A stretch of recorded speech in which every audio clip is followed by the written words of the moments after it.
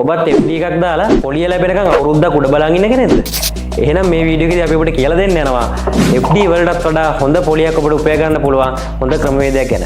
ඉතින් ඒක තමයි මේ ගොඩක් කට්ටිය ඔබට කියන්නේ නැති විශේෂයෙන් බැංකු පාව ඔබට කියන්නේ නැති මේ මනි මාකට් එකේ එහෙම නැත්නම් මුදල් වෙළඳ පොලේ මුදල් ආයෝජනය කරන එක. කොහොමද මේ මුදල් වෙළඳ පොලේ එහෙම නැත්නම් මනි මාකට් එකේ මුදල් ආයෝජනයක් කරන්නේ? ඉතින් මේ මුදල් වෙළඳ පොලේ එහෙම නැත්නම් මනි මාකට් එකේ ආයෝජනය කරන ක්‍රම කීපයක් තියෙනවා. අතරම මේ මනි මාකට් එහෙම නැත්නම් මුදල් වෙළඳ පොල කියලා කියන්නේ මහා බැංකුවේ තියෙන account වර්ගයක් එහෙම නෙමෙයි. අත්‍තරම මේක මූල්‍ය ආයතන විසින් එහෙම නැත්නම් බැංකුව විසින් නිර්මාණය කරපු ඒගොල්ලන්ගේ ප්‍රොඩක්ට් එකක්.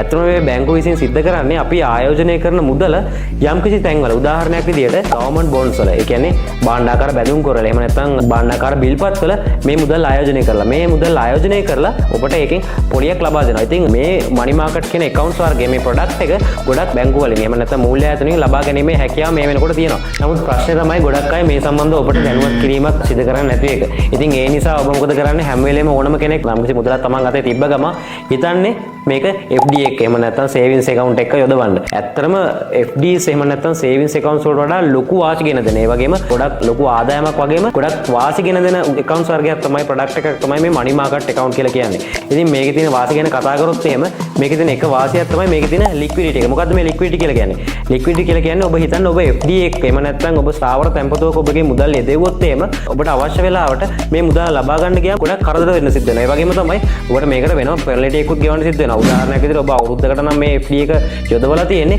ඔබට මේ FD එක කල් පිරෙනකම් මේක ලබා ගැනීමේ හැකියාවක් නැහැ. ඔබට මුදල් හදිස්සියක් වුණාම මාස 6කින් මේ මුදල් ඔබට ලබා ගන්න ඕනි වුණොත් එහෙම ඔබට මේ කිසිසේත්ම ලබා ගන්න හැකියාවක් නැහැ. ඔබ එහෙම ලබා ගන්නවා නම් ඔබට සිද්ධ වෙනවා ඒකට අදාළ වෙනම පොලියකුත් මේ මූල්‍ය ආයතන වෙත ගෙවන්න. මනි මාකට් account එක එහෙම නැත්නම් මේ මනි මාකට් කියන ප්‍රොඩක්ට් එක ඇතුළේ ඔබ ඉන්වෙස්ට් කරොත් එහෙම ඔබට මෙතනදී මේ වගේ කාලයක් ගත වෙන්නේ නැහැ. ඔබට හැම පැය 24කට වතාවක්ම ඔබේ මුදල් නැවත ලබා ගැනීමේ හැකියාව තියෙනවා. ඉතින් ඒකට අපි කියනවා liquidity එක. එහෙම නැත්නම් මේ මුදල් වල තියෙන ද්‍රවශීලතාවය කියලා. ඉතින් මනි මාකට් කියලා කියන්නේ මේ මුදල් වල තියෙන ද්‍රවශීලතාවයේ වැඩිම ප්‍රොඩක්ට් එකක්. ඉතින් මේකේ තියෙන අනිත් වාසිය තමයි ඔබට මේකේ ලැබෙන ඉහළ පොලිය අනුපාතය. ඉතින් මේ මනි මාකට් accounts වල හැම වෙලේම FD වලට ඔබට ලැබෙන පොලියට වඩා එහෙම නැත්නම් fixed deposit වලට ඔබට ලැබෙන පොලියට වඩා හැම වෙලේම මේ මනි මාකට් වල ඔබට ලැබෙන පොලිය අනුපාතය ඉතාමත් වැඩි. ඒකත් ඔබට තියෙන තවත් එක වාසියක්. අනිත් වාසිය තමයි ඔබට මේ හරහා ලැබෙන cumulative interest එක. ඒ කියන්නේ ඔබ FD එක දැම්මොත් ඔබ අවුරුද්දකට නම් මේ FD එක දාලා තියෙන්නේ ඔබට අවුරුද්දේ අවසානයේදී තමයි ඔබට මේකට අදාළ පොලිය ලැබෙන්නේ.